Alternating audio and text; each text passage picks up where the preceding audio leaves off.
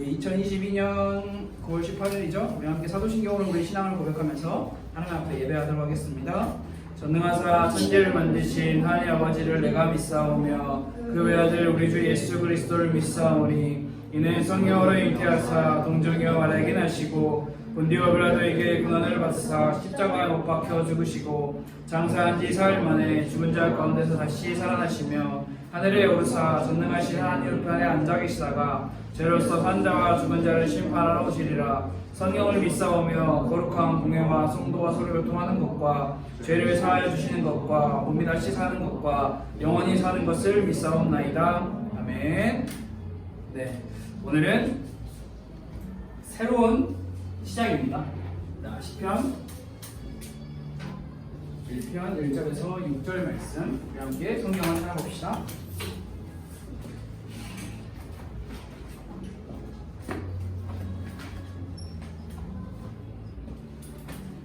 시편 1편 1절에서 6절 말씀.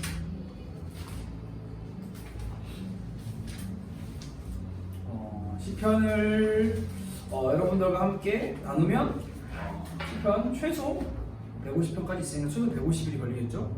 그러나 모든 시편을 다 나누느냐 안 나누느냐 그런 건 잘 모르겠지만 우리가 시편 말씀을 통하여서 함께 여러분들의 일상과 그리고 오늘의 이 주일이 말씀을 가까이 하는 그런 시간으로서 좀 자리를 잡았으면 좋겠다라는 마음으로 함께 시편을 나누면 좋을 것 같아요. 우리 시편 1편 다 잘하는 말씀이죠. 한번 같이 한 목소리로 읽어볼까요? 시작! 복 있는 사람은 악인들의 길을 따르지 아니하며 죄인들의 길에 서지 아니하며 오만한 자들의 자리에 앉지 아니하고 오직 여호와의 율법을 즐거워하여 그의 율법을 주야로 묵상하는도다.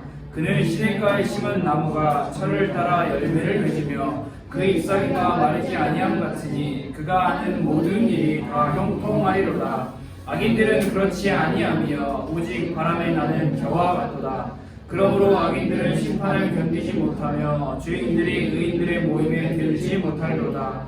무릇 의인들의 길은 여호와께서 인정하시나 악인들의 길은 망하리로다. 아멘. 우리가 함께 시편이라고 하는 하나님의 말씀을 오늘부터 나누어보려고 합니다. 시편에 대해서 기본적인 소개를 몇 가지를 하고 우리가 말씀을 시편 1편 말씀을 함께 조금 묵상하고 말씀을 나누면 좋을 것 같은데요. 시편은 단순하게 생각을 하면 성경에서 가장 많은 분량을 차지하고 있는 책입니다. 150편이라고 하는 분량을 차지하고 있죠.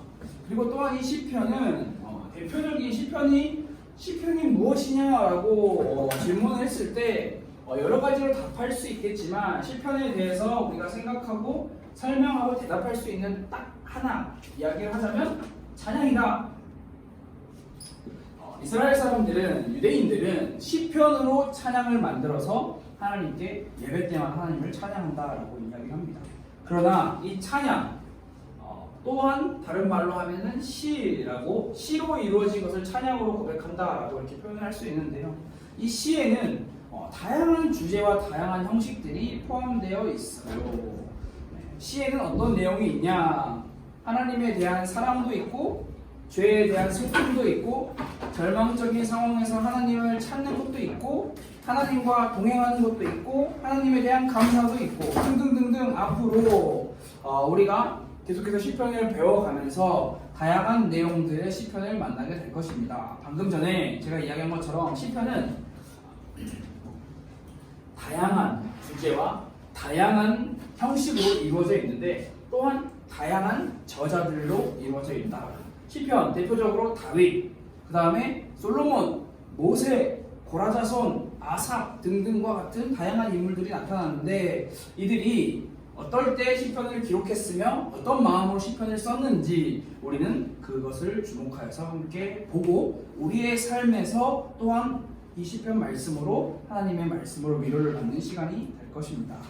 우리가 시편을 배우고 시편을 묵상할 때 우리가 한 가지 딱 정말 중요하게 생각을 해야 될 게 있는데요. 시편은 글이 맞습니다. 글이에요, 글. 시니까 글이죠. 그러나 우리가 이 글을 읽을 때 여러분들이 학교에서 국어 공부를 할 때 국어 시간에 어떠한 문장과 글을 읽을 때 이 글이 기록된 시기와 배경과 이 글을 쓴 글쓴이의 마음, 이 글쓴이가 왜 이런 표현을 했는지, 이 글쓴이는 왜 이런 표현을 자주 사용하는지, 이 표현에는 어떤 의미가 담겨 있는지 등등 이런 거를 이제 문학적으로 배우죠. 문학적 장으로서 배우는데 시편도 마찬가지입니다. 우리가 시편을 읽을 때 오늘처럼 복 있는 사람은 악인의 꾀를 따르지 아니하며 그냥 글로만 읽는 것이 아니라 이 글 속에 담겨져 있는 시편 기자의 상황 고려해야 하고요. 시편 기자의 현실을 잘 생각하면서 시편 말씀을 오늘 함께 보는 그런 시간이 되면 좋을 것 같아요. 그러나 이게 보통 대다수가 이 상황과 현실이 녹록한 상황이 아니에요. 오늘 시편 1편은 행복한 사람이다, 행복한 사람은 어떤 사람이다 라고 이야기를 하고 있는데 조금만 넘어가 보면은 다윗이 힘들고 어려울 때 기록했던 시편들이 정말 많고 고라자선과 아삽과 같은 사람들도 자신들의 모든 그 어려운 상황을 하나님 앞에서 고백하는 장면들도 정말 많이 등장을 합니다. 우리는 흔히 시를 쓴다고 하면 어떻게 생각을 하죠? 경치 좋은 곳에 가서 맛있는 거 먹으면서 시나 한 편 지어볼까 해서 시를 짓는다고 생각을 하는데 주로 그렇지 않습니다. 시편 3편, 오늘이 1편이죠. 시편 3편만 봐도 이렇게 써 있어요. 시편 보면은 그 성경에 시편 3장 이렇게 써 있고 그 옆에 이렇게 글자가 따다다다 달려 있어요. 이걸 보고 보통 표제어다라고 이야기를 하는데 시편 3편의 표제어는 뭐라고 달려 있냐? 다윗이 그의 아들 압살롬을 피할 때 지은 시다라고 달려 있습니다. 그래서 이것을 무시하고 그냥 하나님의 말씀인 시편을 읽으면 다윗이 왜 이런 말을 하는지, 왜 이런 소리를 하는지 우리는 알 수가 없어요. 그러나 기본적인 개요와 상황을 설명해주는 이런 것을 보고 다윗이 이런 상황에서 이런 시를 썼구나라는 것을 배울 수가 있는 거죠. 시편 기자의 상황과 현실을 무시하고 그냥 글로만 읽으면 이 말을 왜 하는 거지? 라고 싶을 것이 정말 많을 거예요. 자, 정리해볼까요? 시편은 스페셜한 휴양지에서 기록된 것이 아니라 힘들고 어렵고 고된 삶을 살아가는 현실. 이 현실은 다른 말로 표현을 하면, 우리식으로 표현하면 일상입니다. 일상.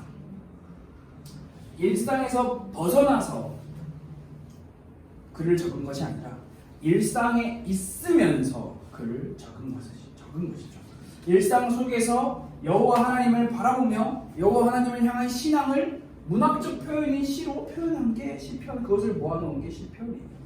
그래서 오늘날을 살아가는 우리에게도 시편이 굉장히 중요하고 우리에게 큰 힘과 위로가 될 것이에요. 물론 시편에 나타난 여러 가지 상황들과 현실들과 우리들의 상황과 현실은 조금 괴리감이 있어요. 조금 거리감이 있어요. 그렇지만 여러분도 이 시편 기자가 처한 상황과 현실과 못지않게 빡빡하고 힘들고 고통스럽고 어렵고 고난이 가득한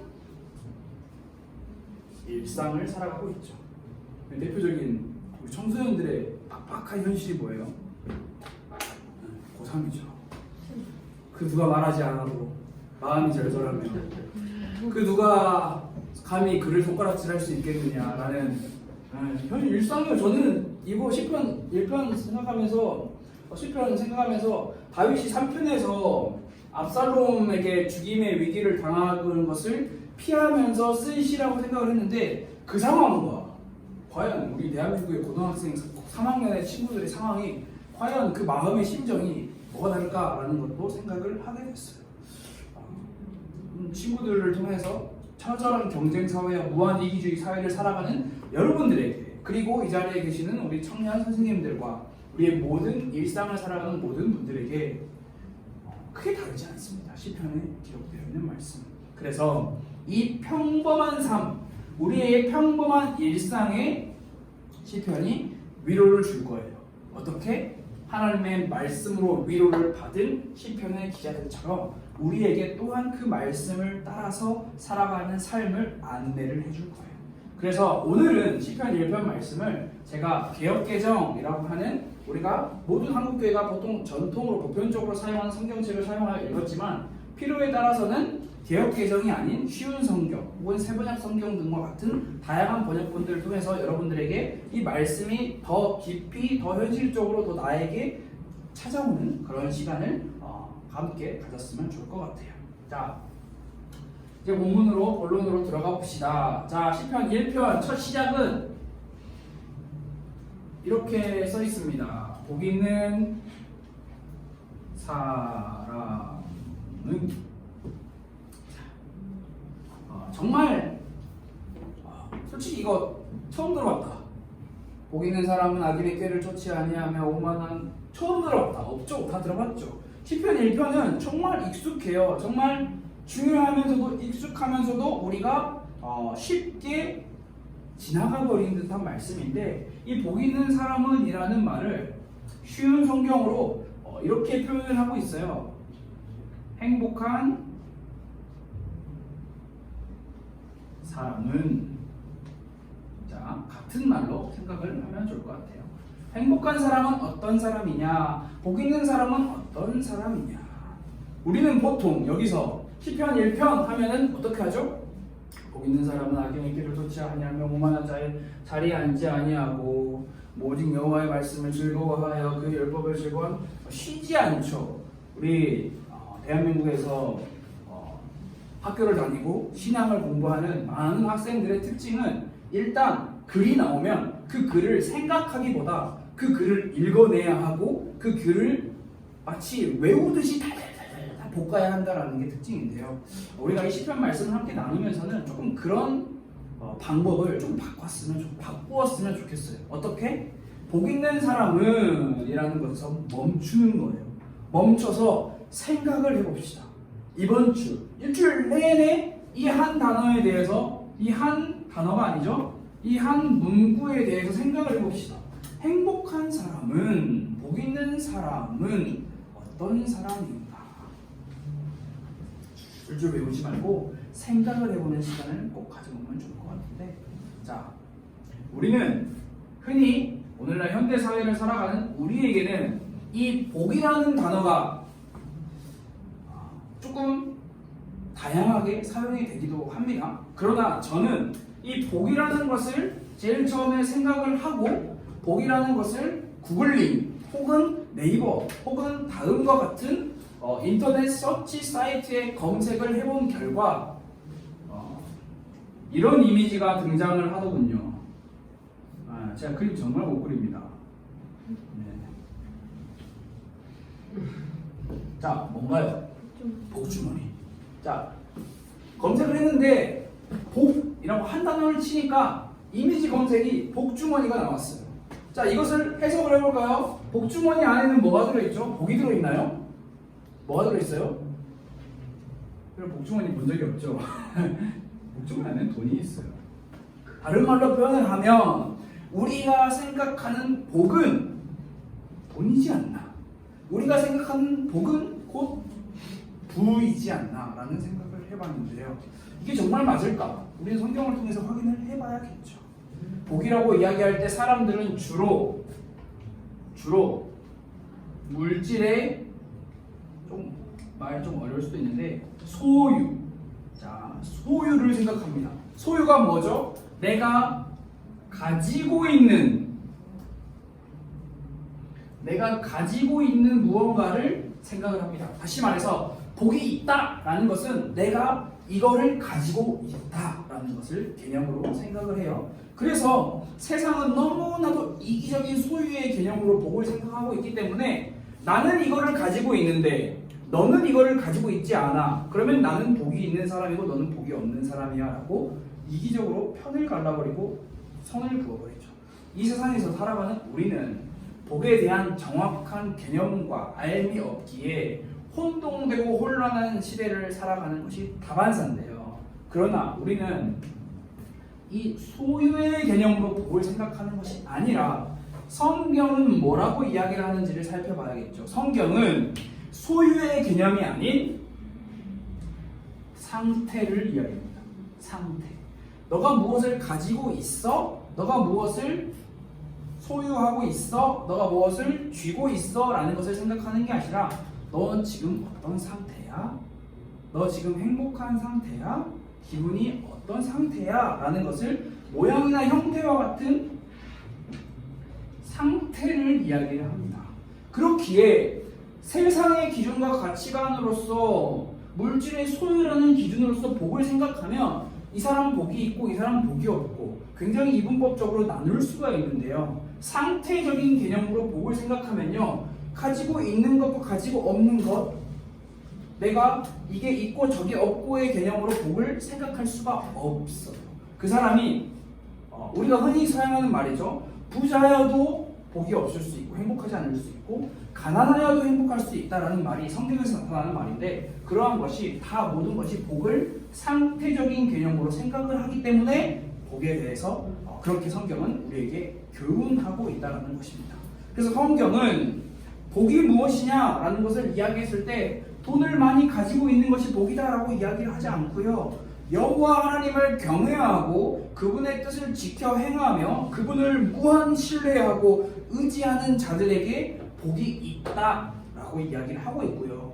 성경은 복이 있다라는 것을 행복한 상태에 있다라고 가르치는데, 행복한 상태란 건강과 부귀에 대한 것으로 제한시킬 수 있는 것이 아니라 자비로우신 생명의 여호와 하나님의 사랑과 보호 아래 있다라고 이야기를 하고 있습니다. 그렇다면 우리는 이어서 질문을 해볼 수가 있죠. 복 있는 사람은 누구인가요? 행복한 사람은 누구인가요? 복이 무엇인지 알았으니 성경이 말하는 행복하고 복 있는 사람은 누구인지 우리는 질문을 해봐야겠죠. 조금 전에도 이야기했다시피 소유의 기준으로 돈이 많은 사람, 건물이 많은 사람, 차가 많은 사람, 집이 많은 사람, 재산이 많은 소유의 개념으로 복을 생각하는 것이 아니라 하나님을 인격적으로 알고 하나님과 친밀한 교제를 누리며 하나님과 늘 대화하듯이 기도하고 그분을 마음에 품고 감사하며 살아가는 사람. 그러니까 여러분, 쉽게 말해서 복 있는 사람은 어떤 사람이다 라고 딱 쓸 때 한마디로 정의할 수가 없는 거예요. 세상은 한마디로 정의하죠. 복 있는 사람은 누구야? 돈 많은 사람. 그러나 성경은 한마디로 정의하자면, 굳이 정의하자면 복 있는 사람은 누구야? 행복한 사람이다 라고 이야기를 하고 있는 거예요.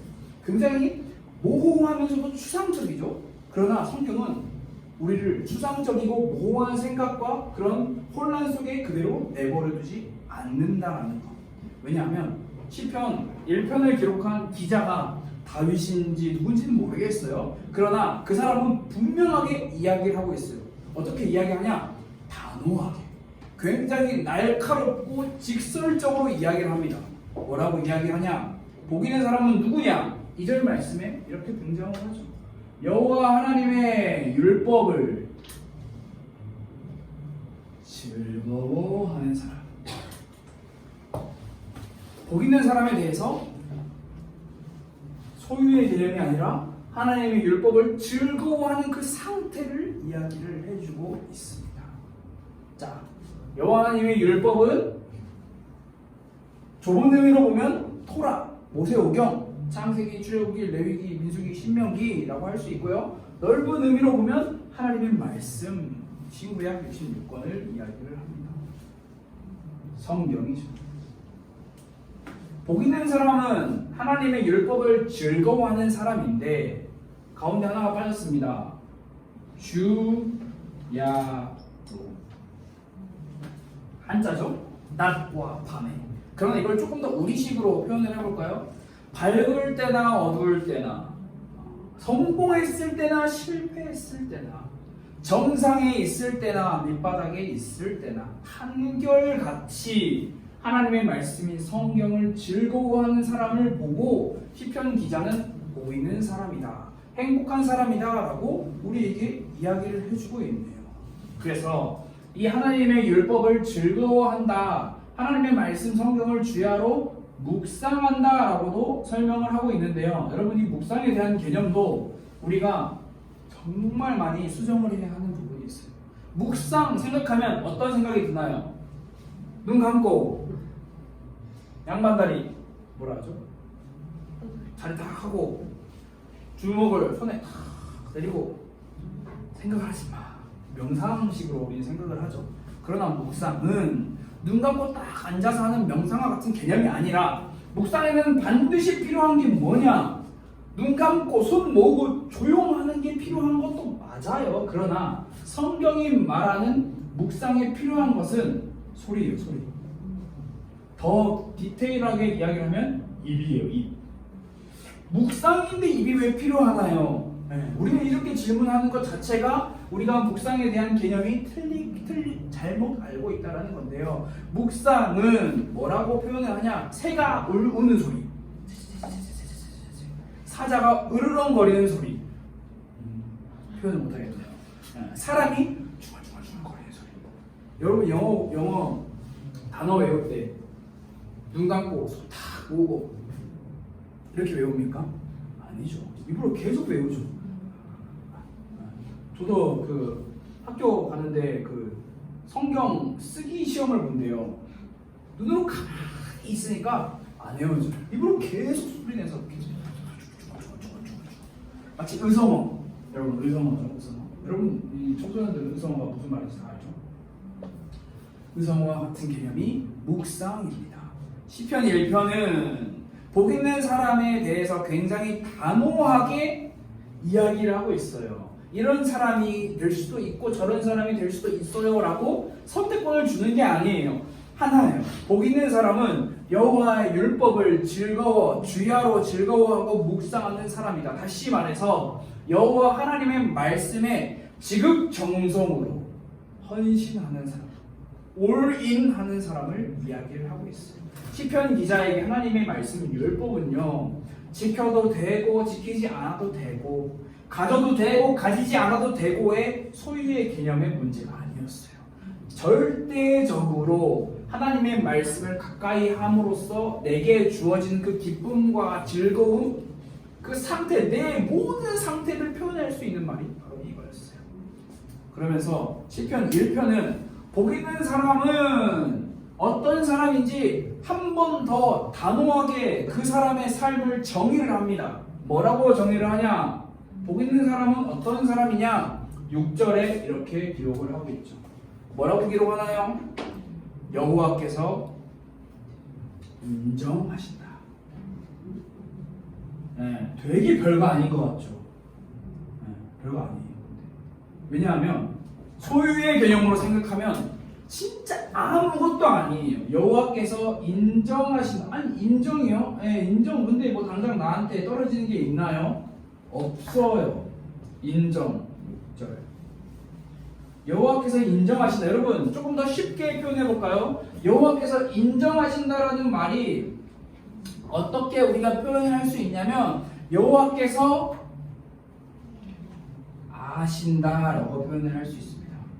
아신다. 자, 이러면 조금 더 다가오나요? 복 있는 사람, 즉 여호와의 율법을 즐거워하며 그의 율법을 주야로 묵상하는 그 사람을 여호와 하나님께서 뭐 하신다? 아신다. 알아요. 유나가 여호와 하나님의 말씀을 즐거워하고 주야로 묵상을 하면 알아요. 유나. 반대로 생각해 봅시다. 여호와의 말씀 율법을 즐거워하지 않고 주야를 묵상하지 않으면 여호와 하나님께서 모르신다라고 생각을 할 수 있겠죠. 여호와 하나님께서 우리를 아신다라는 것은 그냥 그 사람의 정보를 아는 게 아니에요. 은교, 정은교, 하늘이 누나 이런 걸 개념을 아는 게 아니라 친밀한 관계 속에서 알고 있는 거예요. 은교는 무엇을 좋아하지, 무엇을 사랑하지, 무엇에 미쳐 살지, 그리고 무엇을 싫어하지. 이런 거는 배려해주고, 관계를 알고 맺고 있는 사람은 서로를 배려하고 이해해주고 품고 사랑하고 위로할 수 있는 것처럼 여호와 하나님께서는 우리 모두가 아니죠. 전제가 붙죠. 여호와 하나님의 율법을, 성경을 주야로 묵상하는 사람의 삶을 그렇게 아시고 계신다라는 거죠. 비록 우리 인생이 시편 기자의 상황과 현실처럼 캄캄하고 앞이 보이지도 않고 안개와 어둠에 쌓여 있을지라도 여호와 하나님께서는 다 알고 계신다는 우리가 흔들릴 이유가 없는 거죠. 성경은 그것을 우리에게 계속해서 보여주고 있어요. 하나님을 경외하고 그의 말씀을 지키며 살기 위해 애쓰는 사람들, 자동으로 되지 않아요. 애쓰는 사람들, 하나님께서 변함없이 한결같이 신실하심으로 인도해 가시는 거예요. 하나님의 신실하심은 굉장히 중요한 말인데요. 중요한 말이어서 꾹꾹 눌러 써볼게요. 신실하심. 신실하심이 무엇이냐?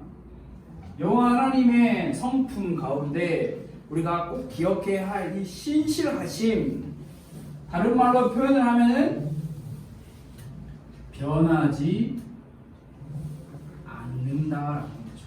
불변. 그러니까 이 불변이 막 초록색이 노란색 됐다, 노란색이 빨간색 됐다 이런 의미가 아니라 무엇이 변하지 않냐?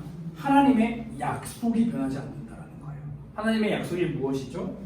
내가 너희를 사랑하여 내 아들 독생자 예수 그리스도를 인간의 몸을 입고 너희를 위하여 보내서 그가 십자가로 너희의 모든 죄를 사하고 너희가 내 자녀 내 백성이 되게 인도하겠다. 너희를 죄와 사망의 저주의 권세에서 구출해내겠다라는 그 약속. 성경에서는 언약이라고 표현을 많이 하는데요.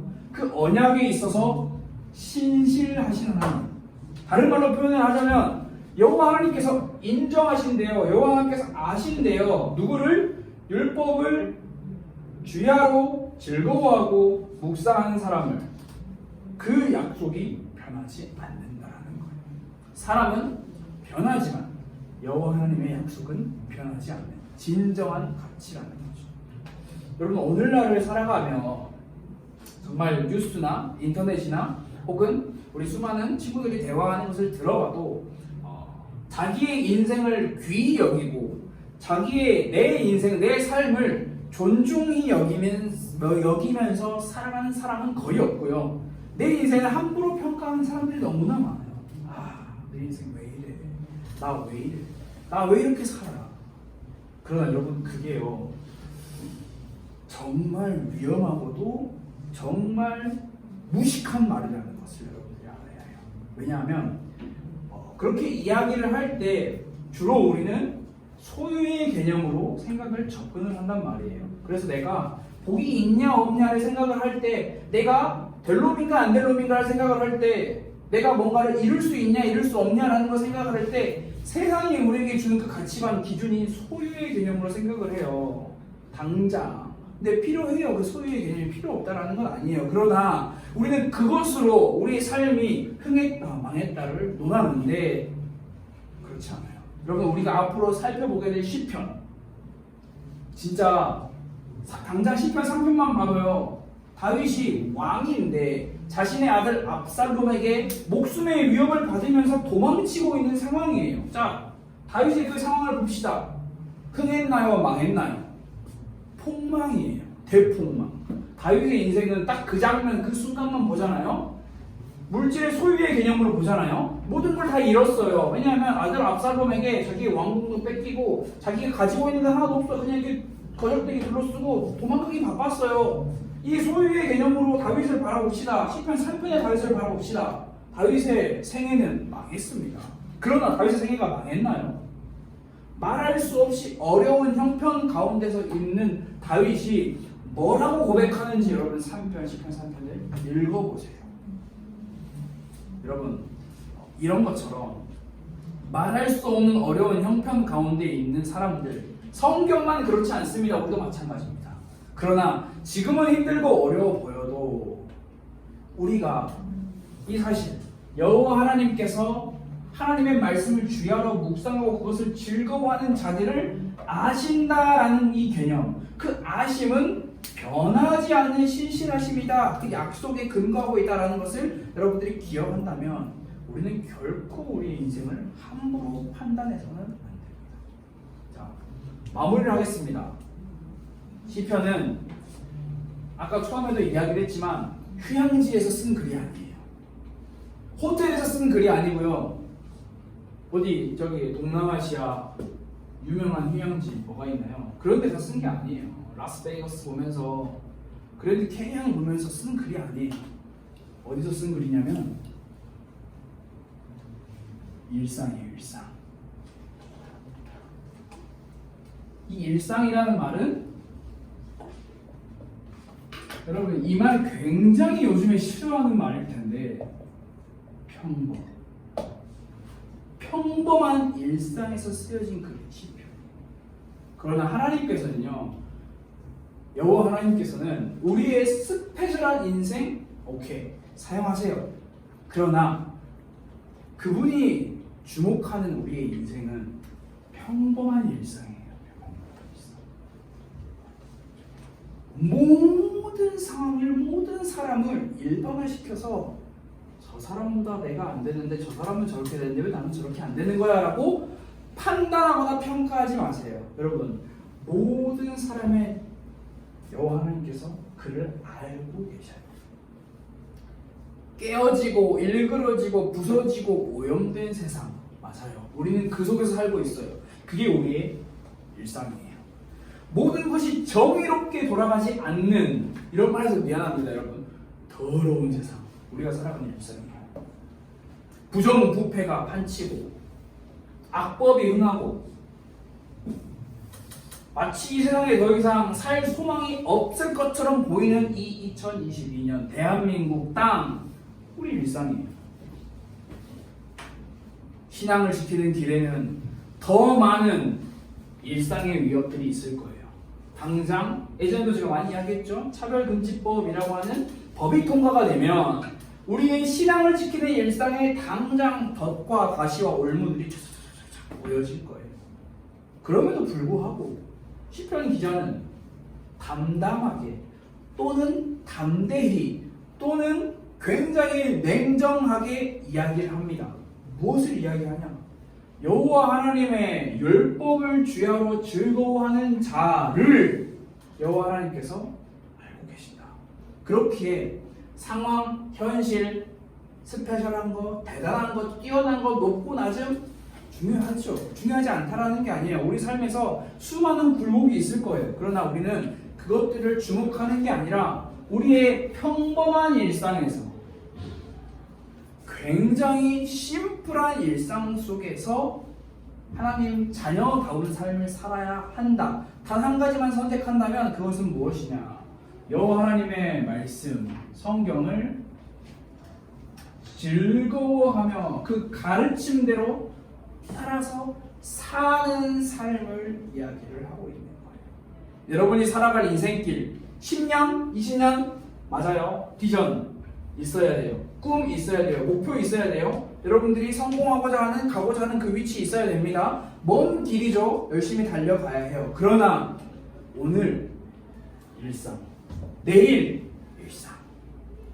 너무 별거 아니잖아. 가족들과 외식하고 오늘 학교에서 조금 짜증났지만 그래도 내 일상에서 다시 하나님의 말씀을 생각하며 나는 하나님의 말씀을 묵상하여 주야로 행복한 사람이 될 거야. 나는 그 묵상. 여러분, 제가 여러분의 인생길에 자꾸 저주를 뽑는 것 같아서 굉장히 미안하지만 우리가 앞으로 살아갈 인생길은 진짜 무시무시한 거센 바람이 부는 인생길일 거예요. 태풍? 글쎄요. 태풍에 직접 몸이 날아가 보지 않아서 모르겠지만 여러분들이 살아갈 인생길은 태풍, 토네이도와 같은 그런 인생길을 살아갈 거예요. 결코 쉽지 않아요. 여러분 그때 이것 잡고 저것 잡고 세상에 말하는 소유를 잡고 살아가면 다 날아가 버립니다. 다 사라져 버립니다. 사라지지 않는 그 존재 가치를 어디에 둘 것인가 잘 생각을 해야 해요. 그래서 우리가 의지하고 붙잡고 따라가야 할 길, 시편 1편이 우리에게 가르쳐주고 있습니다. 여호와 하나님의 가르침을 따라서 사는 사람이 어떤 사람이다? 행복한 사람이다. 여호와 하나님의 가르침을 따라 사는 자를 누가? 여호와 하나님께서, 자기 언약에 신실하신 여호와 하나님께서 아신다. 이게 우리가 기억하고 평범한 일상 속에서 회복해야 할 우리의 마음이라는 거예요. 자, 여러분 말씀을 최종적으로 정리를 하겠습니다. 시편은 대단한 시 맞죠? 그러나 평범한 시예요. 우리의 일상이에요. 우리의 일상에서 여러분들의 평범한 삶에서 하나님이 오늘 그때 그 말씀으로 여러분들에게 말씀하실 거예요. 그것을 여러분들이 기억하고 이번 주 한 주간 동안은 자, 복 있는 사람은 악인의 길을 쫓지 아니하며 오만한 자의 자리에 앉지하며 죄인들의 길을 즐거워하지 아니하며 여호와의 율법을 주야로 불쌍하며 줄줄줄줄줄 외우는 거 말고요. 멈춰서 한번 생각을 해보세요. 복 있는 사람은 어떤 사람일까? 어떤 삶을 살까? 그는 누구일까? 그게 내가 되려면 나는 어떻게 해야 할까? 나는 여호와의 율법을 어떻게 묵상하고 있으며 나는 어떻게 내 평범한 일상 속에서 말씀을 지키기 위해 그 가르침에 헌신하기 위해 애쓰며 살아가고 있는가? 여러분 잠깐 멈춰서 눈 감고 자지 말고 눈 뜨고 소리내어서 입으로 계속해서 반복해야 합니다. 그리고 다음 주에 우리가 만나면 됩니다. 별거 아니죠? 대단한 거 외워봐라.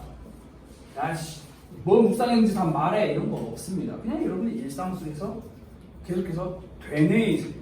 반복해서 말씀으로 되뇌이세요. 말씀. 우리 같이 얼마가 걸릴지 모르겠지만 쭉 달려가 봅시다. 말씀으로 함께 기도하겠습니다.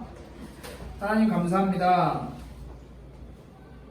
하나님의 말씀을 즐거워하여 어디에 있든지 언제든지 어느 순간에든지 그 말씀을 묵상하는 내 마음에 담는 중얼중얼 거리는 그런 우리 모든 가스펠 교회 청소년부 친구들과 교사 선생님들 될 수 있도록 하나님 인도해 주세요.